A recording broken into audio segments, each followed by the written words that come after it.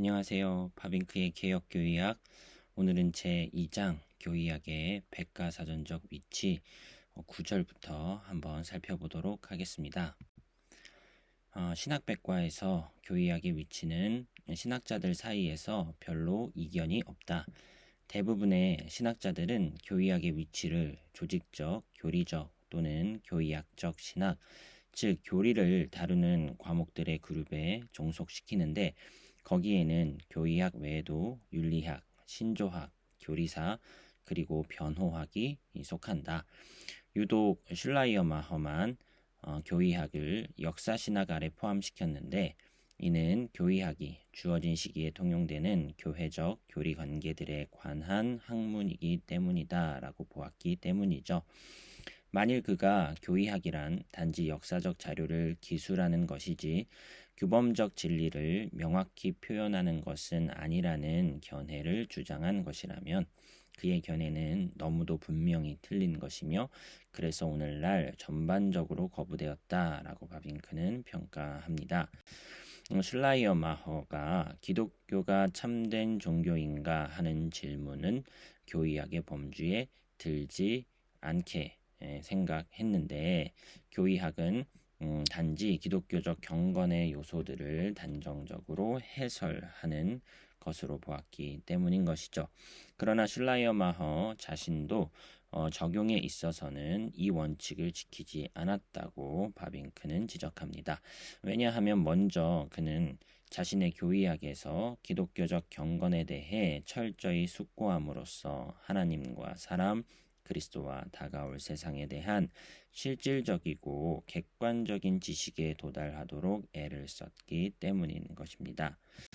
더 나아가 그는 이미 교의학 시작부터 윤리학에서 교회의 개념을, 종교 철학에서 종교의 개념을 차용함으로써 철학적 요소를 다시 끌어들였죠. 그 결과 교의학은 실제로 단지 형식적일 뿐만 아니라 내용적으로도 전부 철학의 영향하에 놓이게 되었다. 슐라이어마허의 신학이 이렇게 철학에 의존한다는 사실은 그가 변증학에서 기독교의 진리를 비춰주었던 철학 부분이 역사신학과 실천신학에서 선행하도록 한 데서 확실하게 나타났다.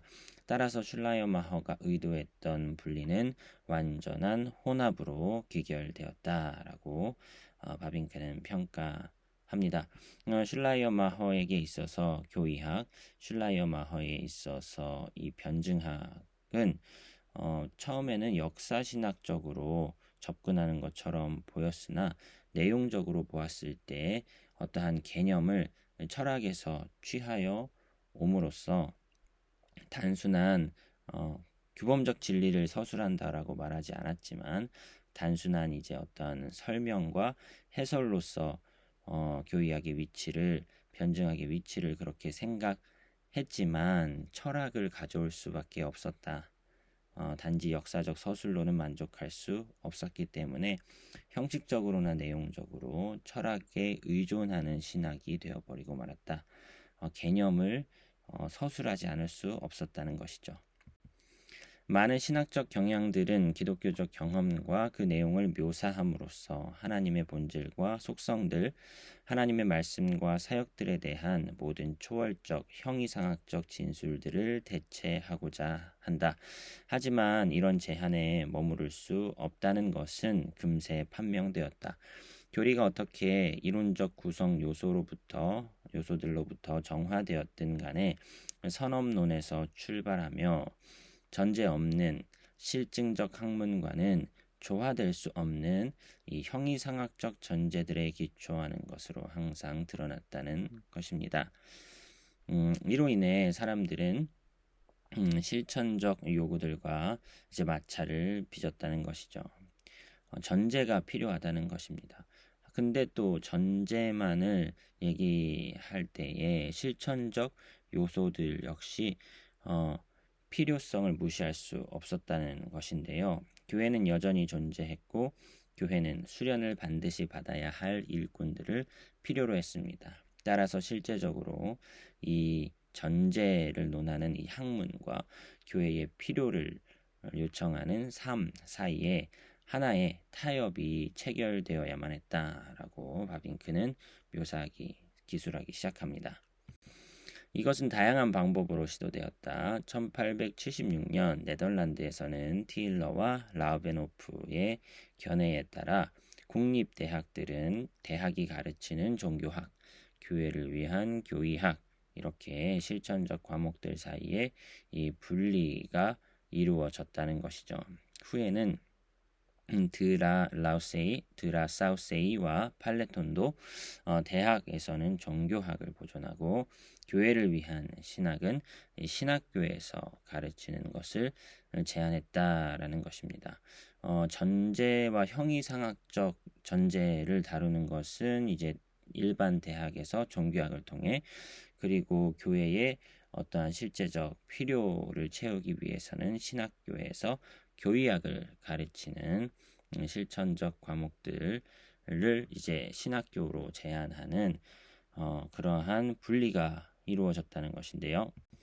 이러한 분리에 대해 실제적 반대들로부터 좀 시작을 하여 반박을 해보자면 소위 대학에서 편견 없는 종교학이 가르쳐지고 신학교에서 신학이 가르쳐질 때 말씀의 종사자들 사이에 학문적으로 교육받은 자들과 실제적으로 훈련받은 자들에 대한 이 지위 구분이 생겨 결국 그 직분과 봉사, 교회 생활 전반에 가장 치명타를 입힐 것이다.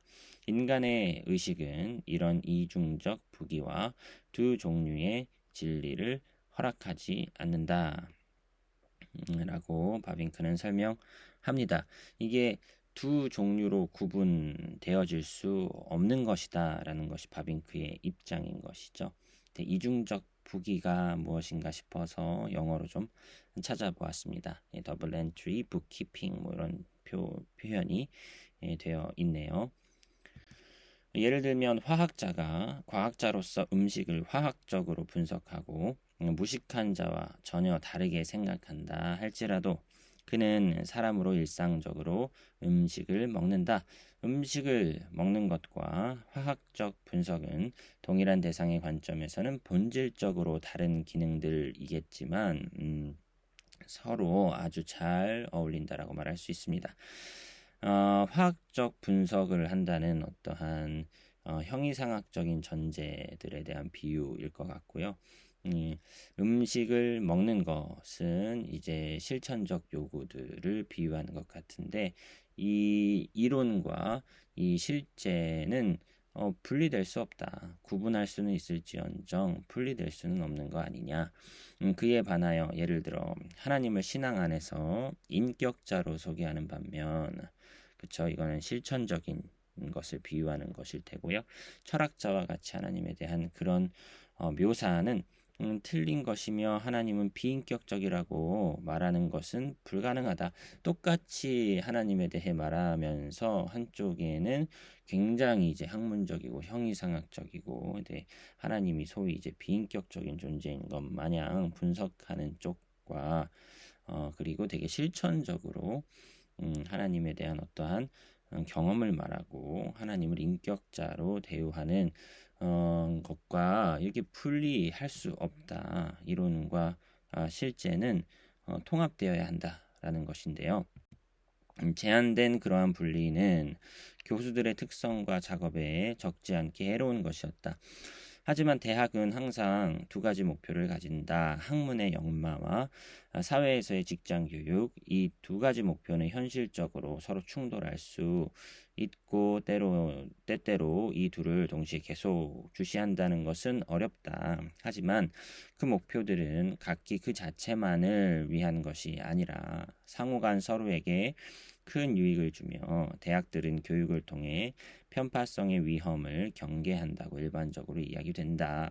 이론과 실제는 여기서 또한 상호 보완과 교정을 필요로 하는 것으로 드러난다. 그러나 만일 종교학과 신학이 대학과 신학교에서 나란히 곁에 놓인다면 학문과 삶 사이의 연관은 철저히 깨져 둘 다 손해를 보고 만다. 종교학 교수들은 그들의 삶과 실제 교회 때문에 골치 아파하지 않는다는 것을 아주 쉽게 상상할 수 있는 반면에 신학교 교수들은 학생들의 의식에 개인적 확신에다 이 직분적 확신을 심는 것에 있어서 절망할 수밖에 없다라고 바빙크는 묘사합니다. 이론적 반대를 해보자면 더욱 심각한 성격이 나타난다고 볼 수 있는데요. 왜냐하면 이 제한된 분리는 오로지 실증주의만이 학문에 대한 올바른 견해라는 생각에서 출발하기 때문이다. 하지만 이 가설이 성급한 까닭은 한 과학자가 연구실에 들어가자마자 자신의 가장 깊은 종교적, 윤리적, 철학적 확신들을 침묵시키는 것이 가능하다고 과거에 그 어떤 철학자가 생각했겠는가? 객관적 진리라고 말할 수 있는 분야가 따로 있겠는가? 사실 과학이라 할지라도 그 연구자의 종교적, 윤리적, 철학적 확신들을 내려놓을 수 없는 것이 현실 아니겠는가라는 바빙크의 주장인 것이죠. 더 나아가 이 가설은 그 자체의 이론과도 아주 상반되는데, 왜냐하면 실증주의가 학문의 참된 개념을 진술한다는 인식은 하나의 전제로서 사전에 학문적 연구의 모든 무전제를 박탈하기 때문이다. 특히 종교학은 온갖 종류의 형이상학적 전제 없이는 수행될 수 없다. 종교란 망상이 아닌 실제이며 한마디로 말해 바로 종교 가운데 하나님 자신이 스스로를 계시하고 사람과 교제한다는 확신은 근본적인 것입니다. 이 모든 것들은 모든 의심을 초월하여 교리이기 때문에 학자들이 순수 학문적 동기에서 신학의 교리들을 반대하는 것이 아니라 신학의 교리들이 다른 교리들을 대체하는 지위를 누리려고 하기 때문에 그것들을 반대한다는 사실을 보여주는 중요한 추측이다. 신학이 붙들고 있는 교리가 이제 하나님의 어떠하심에 대한 교리이고, 이 하나님의 어떠하심은 되게 신적이고 모든 것들을 이제 그 모든 것들의 위에 서는 어떤 근본적인 진리를 붙잡는 것이기 때문에 모든 학문들보다 상위에 있는 어떤 개념을, 그것을 다 포괄하는 어떤 개념을 신학적 교리가 붙잡고 있기 때문에 학문들 간에 이 신학을 이제 시기하고 신학의 어떤 독보적인 위치를 부인하고자 하는 그러한 경향이 있음을 이제 바빙크는 지적을 하고 있는 것이죠. 더 나아가 만일 현대 종교학이 교회의 실천을 위해 교의학과 실천 과목들의 교회적 방법 혹은 신학교를 허용한다면 기독교 신학이 받아들일 수 없는 호의를 표명하는 것이다. 심지어 어떤 사람들은 기독교 신학이 당한 이 불명예를 하나의 영예로 간주한다. 누가 누구에게 학문의 자리에 들어와라 라고 명하겠는가? 신학이 학문에게 어떠한 영예를 수여할 수 있는 입장에 서 있는 것이지, 일반적 학문이 이 신학이에게 어떠한 학문 세계로 들어와라 라는 영예를 줄 수 없다. 무엇이 더 우월하냐라는 이야기들을 이제 하는 것인데요. 사람들은 예를 들어 카프탄과 생각을 같이 하며 지식이란 인간 정신의 최고 목적은 아니라고 추론을 하는데, 원래의 복음, 종교개혁의 원리, 그리고 특히 개신교 철학자 칸트는 하나님께 그리고 그의 지식에 이르는 길을 여는 것은 오로지 윤리적 의지의 활동을 통해서라고 가르쳤습니다. 지성은 즉 감각세계에 제한되고 사물의 근원, 본질, 목적에까지 미화시키는 세계관을 수용하는 것은 의지적 행위이며 의지의 행위이며 우리 정신에 대한 가치 판단에 근거한다라고 하면서 이 지성과 지식을 어떠한 제한적인 영역에 관한 이야기로 이렇게 구분하고 축소시키는 사상이 이제 칸트의 사상에서 비롯되었다는 것인데요.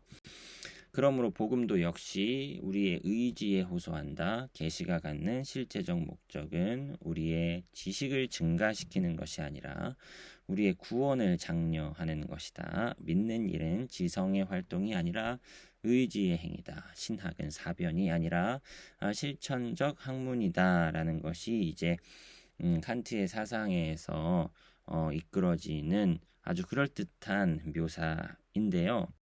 이 이론적 설명이 비록 좋은 것을 포함한다 할지라도 우리는 그것 전체를 수용할 수는 없겠습니다. 신앙이란 전혀 종잡을 수 없는 변덕스러운 행위가 아니죠. 사람이란 자신이 원하는 때에 그리고 원하는 것을 믿을 수 있나요? 그렇지 않다는 것이죠. 세계관이란 완전히 제멋대로 행하고 제 마음에 드는 것만을 수용하려는 의지의 산물이 아니다. 이것을 가르치는 자는 종교와 신학 분야에서 절대적 무관심주의와 회의주의에 빠질 것이고 또한 신앙의 속성에 무리를 가하게 될 것이다. 왜냐하면 카프탄이 슐라이어마하에 대항해서 바르게 변호했듯이 모든 신앙은 특정한 지식을 포함하기 때문인 것이죠. 지식을 되게 무시하지 말라는 것입니다. 비록 믿는 일이 의지 없이는 생기지 않는다 할지라도 믿음은 의지의 산물은 아니다. 따라서 하나님의 말씀은 우리의 의지나 수용과 상관없이 독자적으로 존재하는 하나의 객관적 내용을 갖고 있으며 그 내용을 계속 유지한다. 계시의 이 객관적 내용을 아는 것은, 이 지식은 그 자체로 그리고 그 자체를 위해 중요한 의미를 가진다. 모든 학문이 그러한 것이다. 모든 학문은 실제로 유익하고 생활에 도움 주는 것인지에 관계없이 그 자체로 가치와 목적을 가진다. 사물의 마지막 근거와 최종 목적을 알지 못하는 이 실증주의의 관점에서 사람은 번갈아가며 지성이 의지에 혹은 의지가 지성에 도움이 되게 하지요. 유신론이 여기에서 이 실증적 의미, 지성과 또한 의지와 지성의 이 관련성을 유신론적 관점에서 보면은 아주 조화롭게 이해를 할 수 있겠다는 것인데요. 왜냐하면 절대적 의미에서 지성이나 의지, 참된 것이나 이 선한 것은 그 자체로 목적이 될 수 없기 때문이다. 만일 그렇게 된다면 그 자체로 목적은 신격화되고 우리는 이교 사상에 빠질 것이다. 개인이나 사회 혹은 국가, 그리고 진선미의 추상적 관념들과 같은 피조물은 결단코 그 자체로 목적이 될 수 없다. 왜냐하면 모든 피조물은 창조물로서 하나님에 의해 존재하고 따라서 하나님을 위해 존재하기 때문이다. 실증주의적 관점으로 모든 것들을 이제 분석하는 그런 세계관 자체는 아무래도 이제 피조물 입장에서의 무엇을 찬미하기 위한 접근이다라고 보는 것이죠. 사실 그렇게 되면 안 되고 이제 하나님에 의해 존재하고 하나님을 위해 존재한다라는 이 유신론적 관점으로 세계를 바라보아야 한다. 실증적인 어떠한 그것이 우리의 목표가 될 수 없다. 하나님이 우리의 목적과 목표여야 한다라는 말을 하는 것이죠. 신학이 그 최종 목적을 그 어떤 피조물 따라서 실천, 경건 그리고 교회에 두지 않고요. 엄밀히 말해서 신학은 여기서 이제 나오는 거죠. 다른 모든 학문들 가운데서 그 고유한 특성과 속성을 유지하는데 그 진리는 그 자체로 귀중하다. 안다는 것은 그 자체로 선한 것이다. 여기 이 땅에서 믿음으로 그리고 이후 대면하여 그리스도의 얼굴에 나타난 하나님을 아는 것은 결과적인 구원일 뿐 아니라 그 자체로 구원이며 영생이다. 이 지식의 이 중요성에 대해서 지식이 얼마나 최종적인 목표가 될 수 있는지에 대한 묘사를 하고 있는 것이죠. 그러므로 신학과 교의학은 신학교의 실증주의적 학문의 호의에 속하는 것이 아니라 학문의 세계에 속한다. 더 나아가 학문의 범주에서 영예의 자리는 응당 신학에게 주어지는데 이는 학문을 수행하는 사람 때문이 아니라 그들이 추구하는 대상 하나님 때문이라는 것이죠. 신학은 바르게 이해된다면 학문의 여왕이며 여전히 그럴 것이다. 누가 누구에게 영예의 자리를 주느냐? 대학이 신학에게 너 대학에서 그래 신학 과목 개설해 줄게. 이런 식으로 이렇게 말할 수 있는 것이 아니라 신학이 학문의 여왕으로서 모든 학문이 가능한 것은 하나님 때문이고 그것을 이해하는 학문이 신학이다. 학문의 여왕은 신학이다라고 이렇게 말하는 것이죠. 교의학의 과제는 오히려 항상 한 가지이며 동일하다. 그것은 그 속성을 따라 종교적 진리, 하나님의 말씀의 해석, 성경의 보고들의 전시, 교훈의 본을 따른 전통을 학문적으로 설명하는 것이며 그 외에 다른 것이 될 수 없다. 교의학 자체가 하나님의 말씀은 아니죠. 그러므로 교의학은 항상 하나님의 말씀을 표현하는 데 있어서 하나의 희미한 이 형상과 미약한 흉내일 뿐이다. 교의학이 어떻게 자기의 이런 과제를 가장 잘 성취할 수 있을까 하는 질문은 이제 방법에 관한 문제이며 이것은 다음 장에서 주어질 것입니다. 여기서는 단지 중요한 주제인 교의학의 변증학과 윤리학에 대한 관계를 논의해 보고자 한다. 변증학의 개념, 과제, 방법 그리고 위치에 대해서는 현재까지 커다란 견해차가 있다. 변증학이 그런 과찬, 때론 그런 천시를 받는 데 대한 정당한 사유는 없다. 변증학의 명칭은 기독교의 본질을 추적하고 기독교에 관한 생각을 신학 전체의 기준으로 삼는 이 발견적 학문은 아니다. 왜냐하면 하나의 독립적 학문으로서의 신학은 자신의 고유한 원리들을 수반하고 이것들을 철학에서 차용하지 않기 때문이다. 이 변증학은요, 이제 철학과 밀접한 관련이 있다라고 보는 것이죠. 특별히 이제 신학 전체의 형식적 혹은 실제적인 것을 이 철학에 의존하는 이제 슐라이마허 이렇게 평가를 했었는데요. 이 슐라이마허와 다른 학자들이 변증학을 신학 전반에 수석해 놓은 것은 단지 사람들이 신학의 고유한 원리들을 더 이상 인식하지 못한 채 신학이라는 건물을 세울 토대를 다른 곳에서 찾아야만 했다는 사실로 설명된다. 신학은요. 그 고유한 원리를 갖는데 하나님의 계시겠죠. 슐라이어마허는 이것을 이제 그 고유한 원리를 이제 철학에서 차용했다라고 한 평가를 하면서 그렇게 하면 안 됐었다라고 바빙크는 보는 것이죠.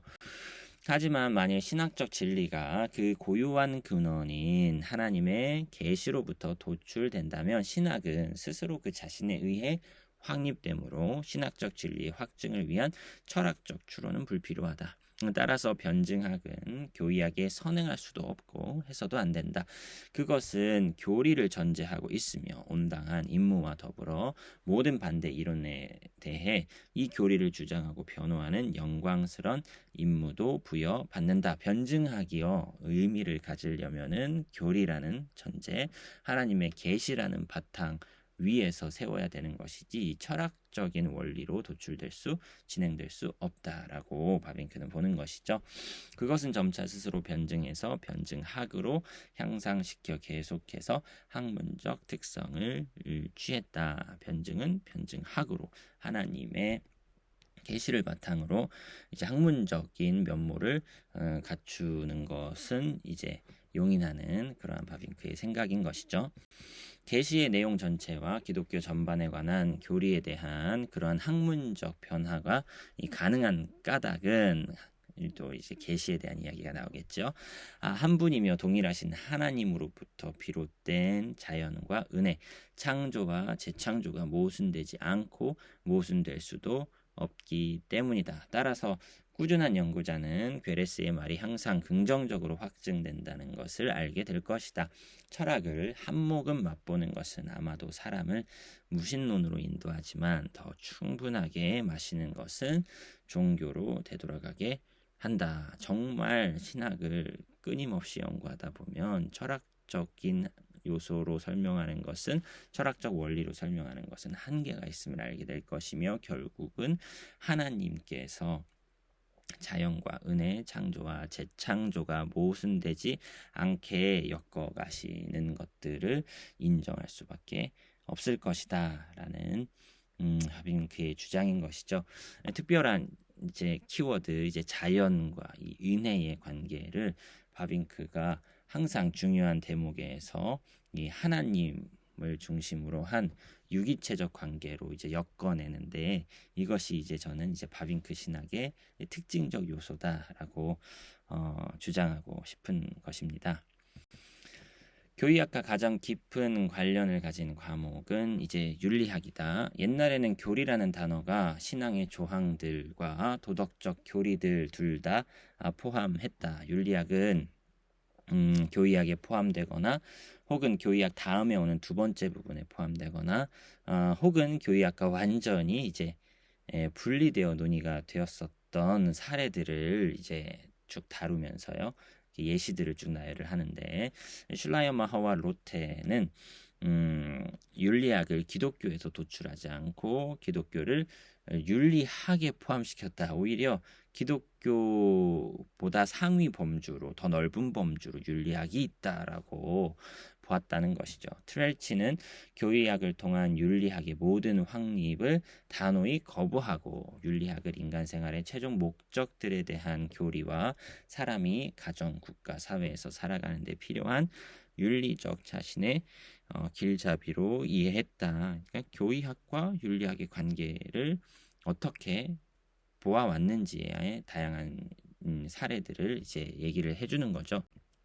이 둘 사이에 선명한 구분은 아는 것과 실천하는 것, 구원 교리와 삶의 교리, 교회에서 그리고 개인에게 있어서의 그리스도의 생명, 신론과 인간론 사이에 구분되는 특징을 설명하면서 이것을 좀 설명할 필요가 있는데, 이 모든 구분들은 교리학과 윤리학 사이의 근본적 차이를 찾는 데 있어서 이제 불완전한 구분법이다. 그런 근본적 차이란 사실 존재하지 않는다.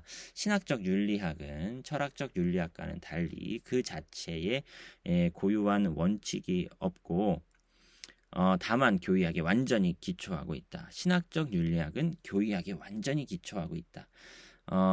철학적 윤리학은 그 자체로서의 어떠한 철학적인 원칙으로서의 고유한 원리로 이제 설명하려고 하겠지만, 신학적 윤리학은요, 교리학과 뗄래야 뗄 수 없는 관계에 있다. 진술된 구분선들은 하나님과 인간, 개인과 공동체, 구원과 삶, 쉼과 활동, 그리고 지성과 의지 사이에 이원론을 창출하여 윤리학이 사변적 철학의 도상을 따라 그 자체의 고유한 원칙을 찾으려는 길을 열 것이다. 그 자체의 새로운 길을 윤리학은 스스로 개척할 수 없고, 신학적으로 윤리학은 도출되어야 된다라는 것이 바빙크의 입장인 것이죠. 성령의 중생과 새롭게 하는 은혜를 통해 죄인은 다시금 하나님의 계명을 따라 살려는 욕구와 힘을 얻는다. 이 교리학과 윤리학의 관계를 서술하는 것이죠. 교리학은 사람을 위해 사람에게 사람 안에서 행하신 하나님의 행위들을 기술하는 것이며, 윤리학은 새롭게 된 사람이 이제 그 하나님의 행위를 근거로 그 능력 안에서 행하는 행위들을 기술하는 것이다. 교리학에서는 신앙의 조항들이, 윤리학에서는 십계명의 규범들이 다루어진다. 교리학은 하나님에 대한 지식의 체계이며, 윤리학은 하나님에 대한 봉사의 체계다. 두 학문은 독립적으로 서로 마주하고 있는 것이 아니라 함께 하나의 체계를 형성하여 하나의 유기체에 서로에게 속하는 지체들이다. 하나님이라는 이 유신론적 세계관으로 이 윤리학과 교리학은 함께 하나의 체계를 형성하는 하나의 유기체에 속한다. 유기체로 보아야 된다라는 또한 저의 관심을 잡는 이렇게 단어, 또 유기체, 유기적 관계, 이런 것으로 또한 바빙크는 설명을 해냅니다. 이제 하나님에 대해서 말하는 학문이기 때문에 하나님이라고 말을 하면은 이제 자연과 은혜가 서로 조화될 수 있다는 것이죠. 결론입니다. 교의학은 신학에서 어떠한 위치에 있는가 이런 질문으로 시작했었죠. 종교학과 이 신학은 이제 분리되어야만 했는가?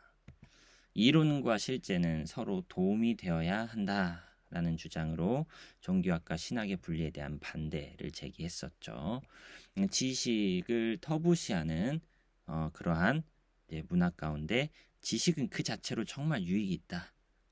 그리고 지식은 굉장히 이제 구원과도 관련된 이제 최종적 어떤 목적과도 관련된 가치다라는 식으로 지식을 옹호했습니다. 하나님 안에서 이론과 실제, 자연과 은혜, 창조와 재창조 서로 한 체계로 묶일 수 있음을, 유기적 관계를 맺을 수 있음을 바빙크는 주장합니다.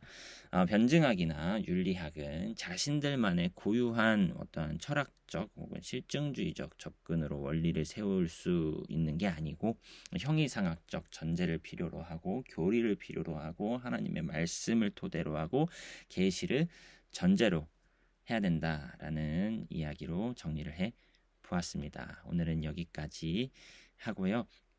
다음 시간에 교의학의 방법에 대해서 살펴보도록 하겠습니다. 오늘도 수고 많으셨습니다.